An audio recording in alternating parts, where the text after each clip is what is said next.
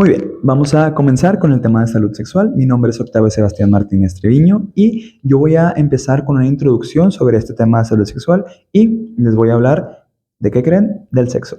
Y pues bueno, aquí, normalmente por todas estas estigmatizaciones sociales, costumbres, normas sociales que por lo general vamos aprendiendo conforme vamos creciendo, nos enseñan que el sexo se reduce meramente a esta cuestión, digamos que del contacto corporal, ¿no? De esta relación sexual, de esta manera erótica de ver como que esta actividad o esta conducta, ¿no?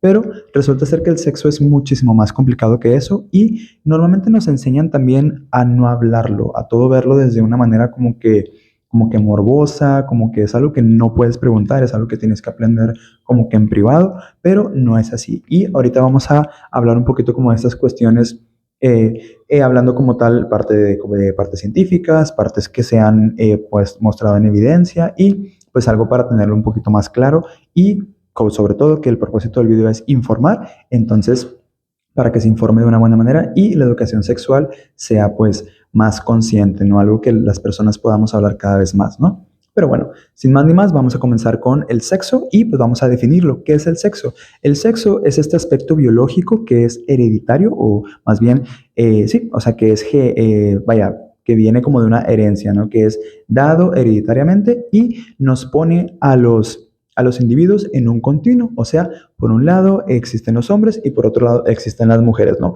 Ese sería como tal el sexo biológico, lo que nos define como hombres y como mujeres. Cabe recalcar que muchos, por no decir todos los conceptos que podemos observar dentro de una educación sexual, vienen meramente dados de un constructo social. Nos vamos a dar cuenta también de eso, ¿no? Y pues bueno, dentro de esta parte vamos a abarcar 7 dimensiones del sexo. Vamos a hablar de la cuestión cromosómica, de la cuestión génica, de la cuestión hormonal, de los órganos sexuales pélvicos internos, externos y por último hablaremos un poquito de las diferencias del cerebro de hombres y mujeres. Ahorita vamos con ese tema. Pero bueno, iniciando principalmente con la cuestión cromosómica, nosotros tenemos pues principalmente un gen X, ¿no? Que si lo juntamos con un gen XX va a dar como resultado a una mujer y si se junta con un gen XY dará como resultado a un hombre, ¿no? Y bueno, pasando a la cuestión génica aquí, imaginémonos este proceso del embarazo, este producto, este individuo que se está formando dentro del vientre de la mujer y hay aspectos que nosotros podemos ir notando, aspectos externos, claro, que podemos observar y podemos decir, bueno, pues es un producto hombre, es un producto mujer, ¿no? Podemos observarlo dentro de esta parte, ¿no? Y pasamos ahora a la cuestión gonadal. Aquí, imaginémonos que nosotros tenemos una gonada primaria o una gonada primordial que nos va a dar, en el caso de las mujeres, un ovario y en el caso de los hombres nos va a dar los testículos, ¿no? Y, una disculpa. Y, pues bueno, vamos a pasar ahora a la cuestión hormonal, que esta cuestión es un poquito muy interesante. Nos han dicho, desde siempre nos han enseñado que la hormona de las mujeres es el estrógeno y la hormona de los hombres es la testosterona. Pero ¿qué pasa aquí? Hay casos en donde no necesariamente es así. Hay casos en donde hay mujeres que pueden producir más testosterona que los hombres y hombres que incluso pueden producir más estrógeno. Es algo, no lo podemos poner como una norma, pero hay casos que suceden de esta manera, ¿no? Esto sucede entre los individuos. Obviamente va a depender meramente de nuestro organismo, cómo esté conformado y todo, pero hay casos donde esto sucede. Entonces, ponerlo como una norma o decir el estrógeno es de las mujeres, la testosterona es de los hombres, tampoco sería correctamente bien dicho porque sería pues invalidar los casos de personas que no viven con esta realidad, ¿no? Pero bueno, vamos a pasar ahora como tal a los órganos sexuales pélvicos internos, o se hace lo que cuando el bebé nace, el médico no puede observar, no lo puede ver como tal en su, digamos que, cuestión corporal, ¿no? Y bueno, hablando como tal de los órganos sexuales pélvicos internos, en el caso de las mujeres son los conductos de Müller, que esto nos va a dar como resultado las tubas uterinas, el útero como tal y 2/3 internos de la vagina. Y en el caso del hombre, pues serían los conductos de Wolf. Este como resultado nos va a dar el epidídimo, el conducto deferente y las vesículas seminales. Y bueno, hablando ahora de los órganos sexuales pélvicos externos, o sea, lo que el médico sí puede observar cuando un bebé nace, ya como para asignarle como este género, que también constructo social, ya hablamos un poquito de eso. Pero bueno, en el caso de los órganos sexuales pélvicos externos, tenemos el tubérculo genital, que este nos va a dar como resultado, en el caso de la mujer, el glande del clítoris y en el caso del hombre, el glande del pene. Pasamos ahora al engrosamiento del labio escrotal, que en el caso de las mujeres nos va a dar los labios mayores y en el caso del hombre nos va a dar como tal el escroto.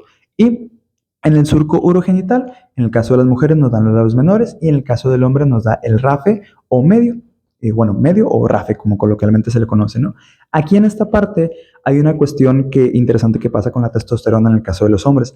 La testosterona sufre una reducción por la 5A reductasa y esto nos va a dar como resultado la dihidrotestosterona.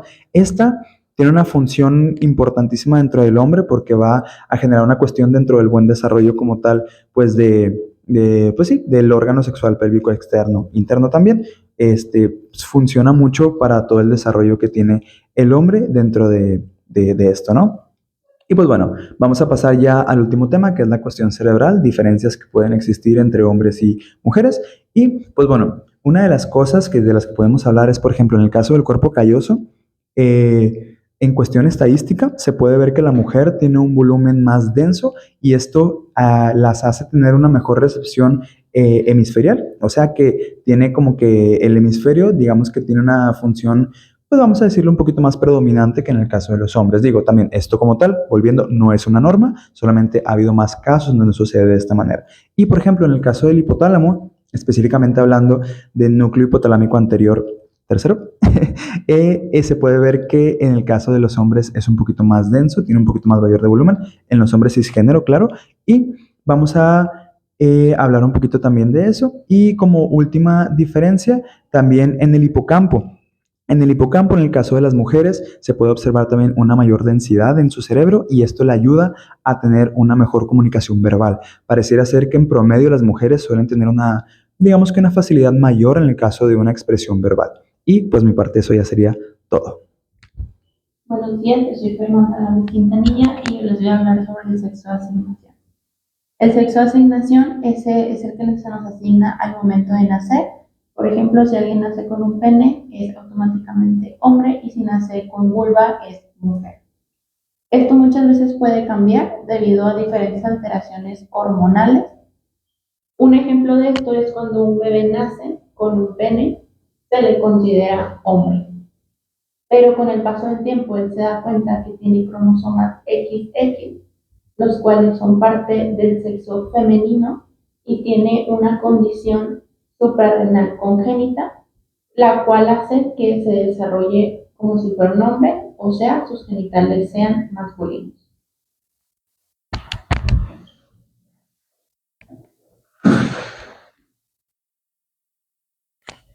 Bueno, yo soy Leslie Flores y pasamos con el tema del rol de género. ¿Qué es el rol de género? Bueno, el tema del rol de género hace referencia a cómo nosotros nos comportamos dependiendo de lo que la sociedad espera de nosotros por nuestro sexo, o sea, que si somos hombres o mujeres y cómo debemos comportarnos. Generalmente esto inicia desde que somos pequeños, en la forma en la que nos hablamos, nos expresamos, cómo nos sentimos, incluso en la ropa. Un ejemplo de esto podría ser, por ejemplo, está la forma en la que una mujer se expresa emocionalmente o lo que la sociedad espera de ella es que sea cariñosa, amorosa, comprensiva, mientras que con el hombre esperan a que ellos ni siquiera, bueno, más bien a ellos ni siquiera se les da el derecho de llorar porque ya es como un símbolo de debilidad. Y con el tema de la ropa, está muy marcado estos dos lados en los que si eres niño debes de usar ropa azul y si eres niña debes de usar ropa rosa. Incluso esto se define desde antes de nacer, o sea, cuando una mujer se entera que está embarazada, inician a comprarle ropa al bebé y ya tienen definido qué tipo de ropa le van a comprar. O sea, que si es niño, pues empiezan con esta forma de comprarle ropa celeste y si es niña, ropa lila, azul, digo, rosa, moradita o cosas así. Todo esto lo solemos aprender por la manera en la que somos educados y por lo que la sociedad nos enseña también. Buenos días, mi nombre es Sergio Garza y yo les voy a hablar sobre la identidad de género. Hay muchas formas de definir la identidad de género de una forma, pero para poder comprenderla de una forma sencilla, la identidad de género es cómo me siento yo mismo. Puedo ser hombre, puedo ser mujer, pero yo por dentro me puedo considerar una mujer. Sin importar, tomando en cuenta las características físicas o biológicas en este aspecto, es cómo yo me siento, cómo me reconozco yo como persona. Según Álvarez Gallón, un especialista en temas de sexualidad humana, menciona que es una vivencia emocional e incluso mental. Se forma desde que estamos chiquitos, es decir, desde la infancia, ¿Y esto qué pasa? Que vamos creando ideas, incluso por medio de las experiencias, por medio de las creencias, por medio de las personas, ya estamos agarrando un rol de acuerdo a lo que nosotros queremos ser. En este caso, yo soy biológicamente un hombre, pero yo por dentro reconozco que soy una mujer y es la forma en la que yo me identifico. Vamos a poner un ejemplo. En este caso, una mujer, una persona que nace siendo mujer, una disculpa, se identifica como hombre en la forma en la que se viste, en la forma en la que se expresa. Entonces ahí ya está desarrollando ya una identidad masculina y lo más importante es que la persona se sienta segura de acuerdo a la identidad que está expresando esta persona, ¿no? Ok, y justamente, bueno, ya para finalizar todo este video, me presento, soy Diego Antonio Sosa de León y vengo para hablar acerca de lo que viene siendo un estereotipo de género.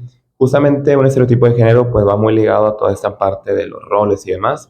Entonces es posible que quizás se mencionen cosas que se vieron en temas anteriores, ya que en general va muy ligado a todo lo que se refiere a aquellas imposiciones o aquellas cuestiones que se nos asignan desde antes por el simple hecho de tener, por ejemplo, un género, en este caso, pues digo, ya sea hombre o mujer. Entonces, bueno, primero que nada me gustaría mencionar lo que viene siendo un estereotipo. Como lo mencioné a grandes rasgos ahorita, justamente un estereotipo son todas estas normas, estas creencias o todas estas adjudicaciones que se le dan a una persona por el simple hecho de pertenecer a una comunidad o ser de un grupo. En este caso puede ser tanto de hombre o mujer, que es justamente lo que venimos a hablar. Por más que se hable la palabra estereotipo y sea algo muy presente en nuestro día a día, también hay que mencionar que precisamente esto no juega un rol que pues no sea beneficiario para todos. ¿Por qué? Porque esto justamente llega a implicarnos algunas cuestiones delimitantes, algunas partes que pueden ser muy cerradas, muy rígidas y demás. Entonces no es precisamente algo lo cual nos llega a favorecer mucho. Justamente por mencionar algún ejemplo, el cual también llegó a mencionar mi compañera, es justamente esta parte de, por ejemplo, durante la infancia, que se nos da mucho esta parte de que, bueno, los niños son de azul y las niñas con tonalidades rosas. Por mencionar otro ejemplo, quizá puede ser los juguetes con los que cada uno cuenta. Por ejemplo, que quizá en niños se nos asocia más con, no sé, un Max Steel, un dinosaurio, mientras que a las niñas más con juegos relacionados, no sé, a cocina o algo por el estilo, de las tacitas y cosas por el estilo, cosa que pues no es necesariamente, ya que pues justamente una parte clave de los estereotipos es que pues no tiene una evidencia del por qué debería ser así.